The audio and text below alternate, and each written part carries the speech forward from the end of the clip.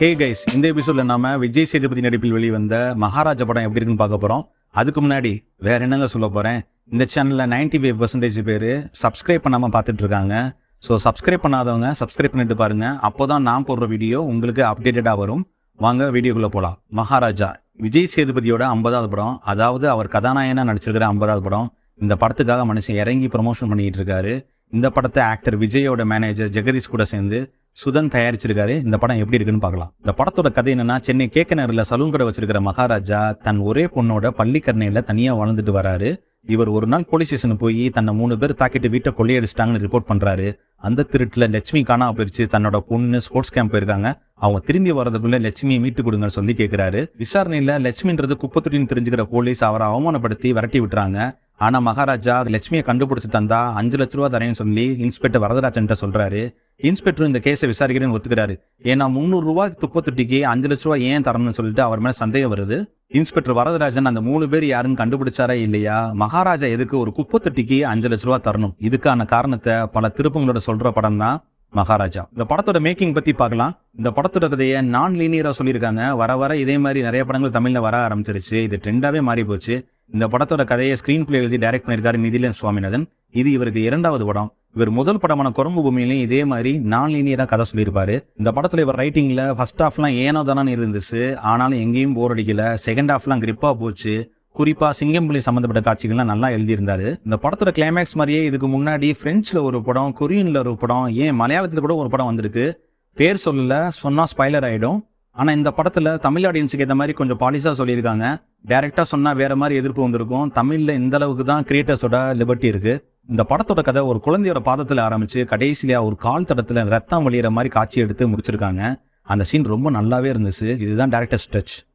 இந்த படத்தோட வசனத்தை நிதிலும் கூட சேர்ந்து ராஜ்முரளி எழுதியிருக்காரு. சில இடத்துல சில வசனங்கள் நல்லாவே இருந்துச்சு. இந்த படத்தோட சினிமாட்டோகிராஃபி தினேஷ் புருஷோத்தமன் பண்ணியிருக்காரு. படத்தோட கதை ரொம்ப ராவா இருக்கிறதுனால சினிமாட்டோகிராஃபியும் ரொம்ப ராவா ரியலிஸ்டிக்கா ஒரு கலர் பேலட் யூஸ் பண்ணியிருக்காங்க. படத்துல நிறைய இடத்துல இன்டோர் நைட் சீக்வன்ஸ் தான். லைட் செட்டிங்லாம் நல்லாவே பண்ணியிருந்தாங்க. படத்தோட மியூசிக் அஜனீஷ் லோக்நாத் பண்ணியிருக்காரு. படத்துல ஒரே பாட்டு தாயே தாயின்னு யூடியூப்ல பார்த்தாச்சு. ஆனா படத்துல எங்கே வருதுன்னு தெரியல. பாட்டை பிச்சு பிச்சு பிஜிஎம்ல போட்டிருந்தாங்க. இந்த படத்தோட பேக்ரவுண்ட் ஸ்கோர் ஈக்குவேசர் படத்துல வர மாதிரி ஹாண்டிங் ஸ்கோரா போட்டிருந்தாரு. ஆனா மனசுல தான் நிக்கல. இந்த படத்தோட எடிட்டிங் ஃபிலோமின் ராஜ் பண்ணியிருக்காரு. படம் 2 hours 22 minutes ஓடுது. நான் லீனியர் படங்கள்ல எடிட்டிங் ரொம்ப இம்பார்ட்டன்ட். அந்த வகையில செகண்ட் ஹாஃப் ரொம்ப நீட்டாவே கட் பண்ணியிருந்தாரு.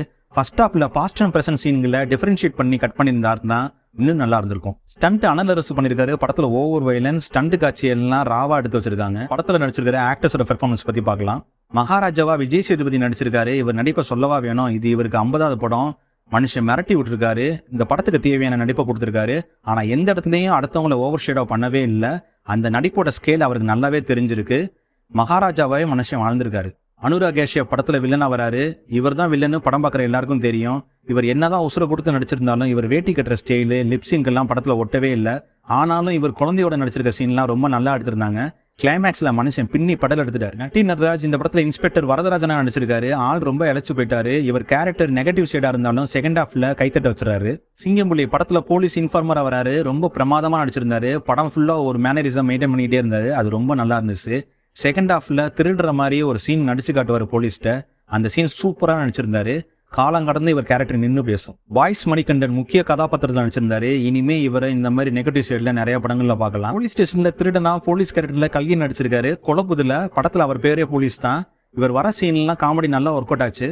முக்கியமா இந்த படத்துல அனுராக் காஷியாவோட சின்ன பொண்ணா வர பேபி சைனிகா ரொம்ப அழகா நடிச்சிருந்தாங்க. ரொம்ப கியூட்டாவும் இருந்தாங்க.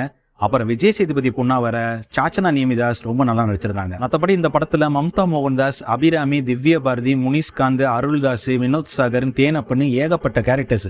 அவங்கள பத்தி சொல்ல இந்த வீடியோ பத்தாது. அவங்களுக்கு கொடுத்த கேரக்டர் நல்லாவே பண்ணியிருந்தாங்க. படத்துல தேவையே இல்லாத கேரக்டர்னா அது பாரதி ராஜா தான். ஒன்னு டைரக்டரோட முதல் படத்துல நடிச்சதுனால இந்த படத்துலயும் நடிக்க வச்சிருக்கணும். இல்ல விஜய் சேதுபதி தன்னோட 50வது படத்துல நடிக்கணும்னு ஆசைப்பட்டிருக்கணும். அவர் கதாபாத்திரத்தை எடுத்தா கூட இந்த படத்துல பெரிய பிரச்சனை எதுவும் வராது. அந்த அளவுக்கு தான் இவருக்கு முக்கியத்துவம் கொடுத்திருக்காங்க. இந்த படத்தோட மைனஸ் என்னன்னா, படத்தோட ஸ்டார்டிங்ல விஜய் சேதுபதி பொண்ணோட வாய்ஸ் ஓவர்ல தான் கதையே ஸ்டார்ட் ஆகும். திடீர்னு கட் ஆகி நான் லீனியரா படம் போகுது.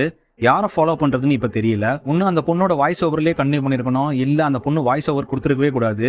அப்புறம் இவங்க கிளைமேக்ஸ் சீனை பிரசன்ட் பண்ண விதத்தை சொல்லலாம். குஜலன் படத்துல ரகுவரன் சாகிறதுக்கு முன்னாடி இன்டர்வியூ சீனை நினைச்சு பார்த்துட்டு தட் வாஸ் அ குட் இன்டர்வியூன்னு சொல்லுவாரு.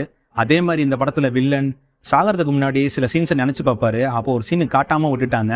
அதனால முழுசா ஃபீல் பண்ண முடியல. ஓவராலா அந்த படம் எப்படி இருந்துச்சுன்னா, விஜய் சேதுபதியோட 50வது படம்னால கமர்ஷியலா ஒரு குத்துப்பாட்டு, பஞ்ச் டைலாக், அதர் ஸ்டேட் ஆக்டர்ஸோட கெஸ்ட் ரோல்னு இப்படி எதுவுமே இல்லாம கண்டென்ட்டுக்கு முக்கியத்துவம் கொடுத்து எடுத்திருக்காங்க.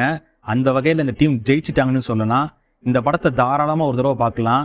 ஆனால் படத்தில் ஓவர் வைலன்ஸ், அதனால ஃபேமிலியோட பார்க்க முடியாது. ஆனால் ஃபேமிலி மேன் கண்டிப்பாக பார்க்க வேண்டிய படம். இந்த படத்துக்கு நான் கொடுக்குற ரேட்டிங் 3 out of 5.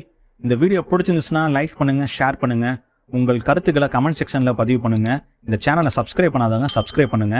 மீண்டும் அடுத்த வீடியோவில் சந்திப்போம். நான் உங்கள் கான்காட். நீங்கள் பார்த்து ரசித்தது சினிமா வித் கான்காட்.